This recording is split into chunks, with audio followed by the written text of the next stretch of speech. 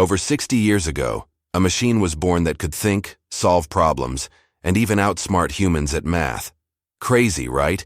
That was the first artificial intelligence ever invented, and it kicked off a revolution we're still living through today. Want to know how it all started? Hey, what's up everyone? Welcome back. Today we're time traveling to the 1950s to uncover the birth of artificial intelligence. You might think AI is all about futuristic robots or self-driving cars, but its story begins way earlier with a little program called the Logic Theorist. In this video, we'll dig into what it was, why it mattered, and how it sparked the AI world we know today.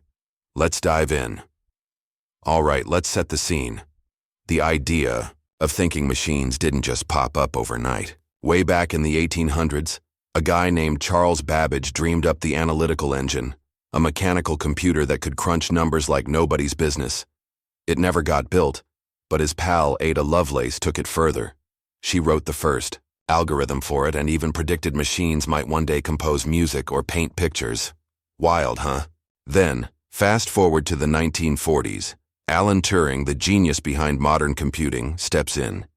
He asked the big question, can machines think? He even came up with the Turing test to figure it out. By 1956, the term artificial intelligence was officially born at a conference in Dartmouth. But here's the kicker. The first AI had already been created a year earlier by three brilliant researchers, Alan Newell, Herbert A. Simon, and Cliff Shaw. That creation? The Logic Theorist. Let's talk about it. So what's the deal with the Logic Theorist? Picture a computer program that's like a math whiz with a detective's brain. Back in 1955, Newell, Simon, and Shaw built it to tackle theorems from this massive book called Principia Mathematica. Think of it as the Bible of logic and math. The crazy part?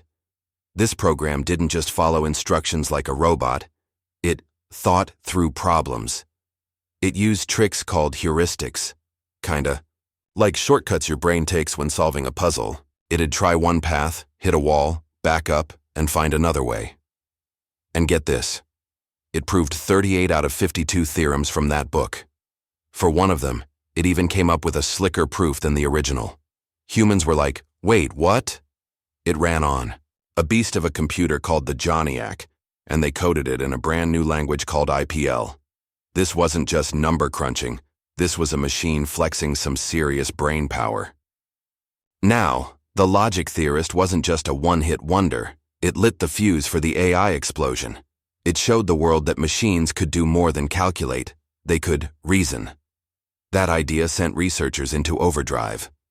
Newell and Simon kept the ball rolling with another program called the General Problem Solver, and their work shaped everything from cognitive science to how we interact with tech today. The Logic Theorist's big trick, those heuristics, became a building block for future AI.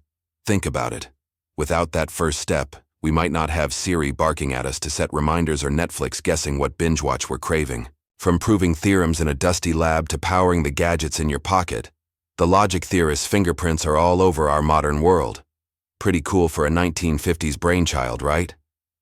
And there you go. The epic origin story of the first artificial intelligence, the Logic Theorist. Born in the 1950s, it cracked math problems and cracked open a whole new frontier.